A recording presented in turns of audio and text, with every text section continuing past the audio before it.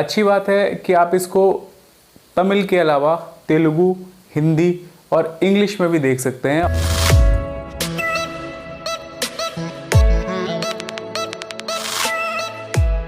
नाट्य शास्त्र में 9 प्रकार के रस बताए गए हैं। ये है करुणा, हास्य, भय, रौद्र, बीभत्स, वीर, श्रृंगार, आश्चर्य और शांति। इन 9 रसों को लेकर एक प्रोजेक्ट तैयार किया गया जिसका वॉल्यूम 1 नेटफ्लिक्स पर रिलीज हुआ है।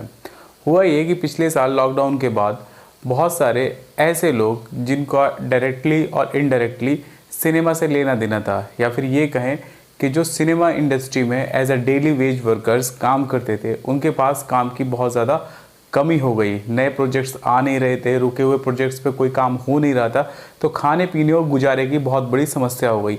तो इस महामारी के दौरान, इस आपदा के समय में साउथ इंडियन फिल्म इंडस्ट्रीज़ ने ये सोचा कि वो अपने उन वर्कर्स का बहुत अच्छे से ध्यान दें या फिर उनको कुछ कंट्रीब्यूट करें, जिससे वो अपना ज़िंदगी थोड़ा सा जो रोज़मर्रा की चीज़ें हैं, मतलब राशन हो गया, खाने पीने का सामान हो गया, उसके लिए उन्हें बहुत ज़्यादा संघर्ष ना करना पड़े।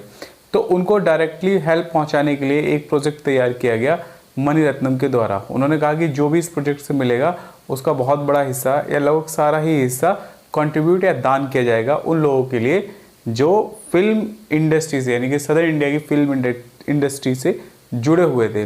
प्रोजेक्ट जिसका नाम है नवरस और OTT प्लेटफॉर्म है नेटफ्लिक्स। नवरस जिनकी गिनती हम पहले करा चुके हैं, अलग अलग रसों पे आधारित ये 9 एक मीडियम लेंथ फिल्म्स हैं। पहले प्रोजेक्ट इस तरीके से होना था कि इनको फुल लेंथ फिल्म बना के सिनेमा हॉल में रिलीज़ किया जाए, पर बाद में इनकी लंबाई इतनी ज़्यादा नहीं थी कि इनको सिनेमा हॉल में लाया जा सके।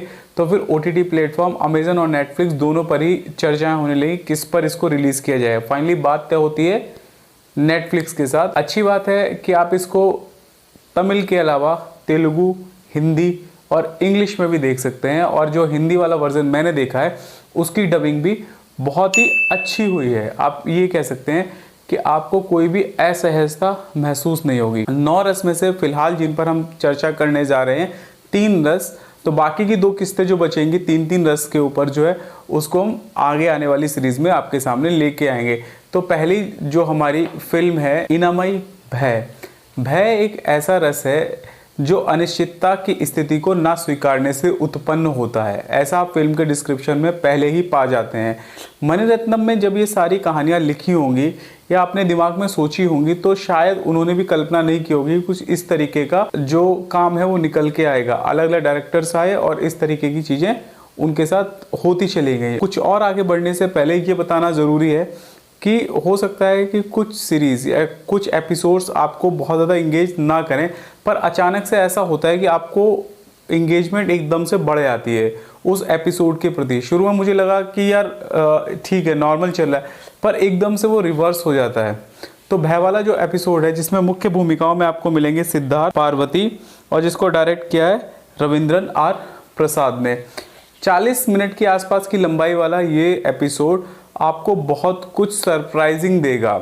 एक तो पीरियड कहानी है, पौंडीचेरी के आसपास की कहानी है, कुछ कुछ बहुत अच्छा फील आपको देता है। लाइटिंग का बड़ा इस्तेमाल सारे ही एपिसोड्स में किया गया है, तो वो बहुत अच्छी तरीके से दिखाई देता है। स्क्रीन प्ले इस तरीके से लिखा गया है कि OTT की ऑडियंस को, शायद उनके दिमाग में ये नहीं रहा होगा मेकर्स के में कि OTT की ऑडियंस को एंगेज करना है, बट हाँ, जिस तरीके का स्क्रीन प्ले देखने की आदत हमें या पैसा के दर्शकों को, उस तरीके का एक सहज बट बहुत ही ज़्यादा इंटरेस्टिंग जो स्क्रीन प्ले इसका लिखा गया है। कहानी सरल थी, बट जिस तरीके से उसको प्रेजेंट किया गया तो बहुत ही ज़्यादा अच्छी है। अब भय से मतलब आप इसको किसी हॉरर फिल्म के साथ कंपेयर मत करिएगा। भय इंडिविजुअल के मन में है और भय किस परिणति तक पहुंचा देगा, तो ये कहानी आपको देखनी बहुत ज़रूरी है। सिद्धार्थ की अच्छी एक्टिंग के साथ आपको पार्वती का भी बहुत अच्छा अभिनय इसमें देखने को मिलेगा। सबसे बड़ा जो इसका बड़ा जो स्टार कहा जाएगा इस कहानी का, वो रहेगा मेरे लिए एग्जीक्यूशन और स्टोरी का, कि किस तरीके से ये स्टोरी एग्जीक्यूट की गई। बढ़ते हैं हमारे दूसरे एपिसोड की तरफ जिसका नाम है पायसम, और इसमें आपको मिलेगा बीभत्स रस। बीभत्स को देखकर आपके मन में जो आएगा कि कुछ ऐसा नहीं होगा कि आपको बहुत ही ज़्यादा परेशान या विचलित करने वाला। कहा जाता है कि जब घृणा बहुत ज़्यादा बढ़ जाती है तो इंसान की आत्मा को घायल कर देती है, आत्मा को क्षति पहुंचाती है। तो एक ऐसे इंसान की कहानी आपको देखने को मिलेगी जिसने कंपटीशन बना लिया है अपने भतीजे के साथ और दिन भर उससे जलता रहता है, कुड़ता रहता है और अपने मन में कोई भी क्षण ऐसा नहीं जाता कि जो वो उस कंपटीशन से परे भी देख पाता हो।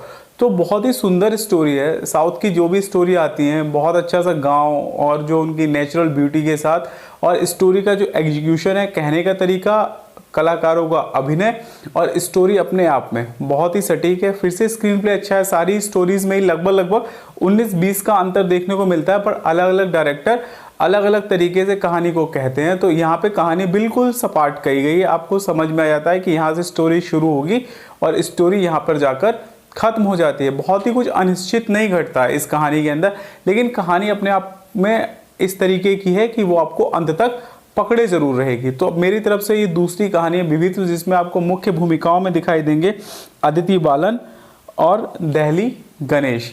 इसके अलावा बढ़ते हैं हमारी तीसरी कहानी की तरफ, जो मेरी सबसे ज़्यादा फेवरेट कहानी है। उसका नाम है अद्भुत और स्टोरी का नाम है प्रोजेक्ट अग्नि।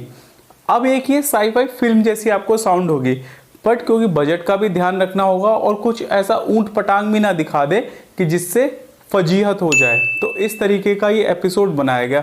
शुरू में 5-1 मिनट ऐसा लगता है कि कुछ बोर सा चल रहा है, उसके बाद एकदम से चीज़ें पलट जाती हैं और जो कहानी है वो आपको कन्विंस कर देगी ये सोचने के लिए कि ये घटना वास्तविक हो सकती है। और यही सबसे ज़्यादा मज़ा है आश्चर्य का। और जिस तरीके से उसकी एंडिंग की जाती है, फिर वहाँ पे एक बहुत बड़ा उलटफेर दिखाया गया है। टाइम ट्रेवल को लेकर बहुत ज़्यादा चर्चा की जा चुकी है, तो इस स्टोरी में भी टाइम ट्रेवल को आधार बनाकर उससे भी ज़्यादा एक सनसनीखेज जो घटना है उसको सामने लाया गया है कि कोई इंसान किस तरीके से एक टाइम ट्रेवल के द्वारा चीज़ों को बदल सकता है और ये चीज़ हमारे लिए कितनी ज़्यादा खतरनाक हो सकती है। तो आपको ये आश्चर्यचकित करने में ये वाला एपिसोड बिल्कुल सफल साबित होगा। मुख्य भूमिकाओं में मिलेंगे अरविंद स्वामी, प्रसन्ना, साई सिद्धार्थ और डायरेक्टर है कार्तिक नरेन। तो ये थी हमारी नवरस के 3 रसों की कहानियाँ। आगे वाले एपिसोड्स पे हम जल्दी ही चर्चा करेंगे। सारे एपिसोड्स हमने देख लिए, बट तसल्ली से चर्चा करने के लिए और वीडियो की लंबाई कम रखने के लिए इस तरीके से हम आगे बढ़ रहे हैं। हिंदी ऑडियंस के लिए है कि आप हिंदी सबटाइटल्स और हिंदी में जो इसकी डबिंग है उसके साथ देखें, आपको बहुत ही ज़्यादा मज़ा आने वाला है। पैसा पे अगर आपको ये कहानी अच्छी लगी तो फिर आप जानते हैं आपको क्या करना है। हमारी अगली कहानी तक आप अपना बहुत ख्याल रखिए। Good bye.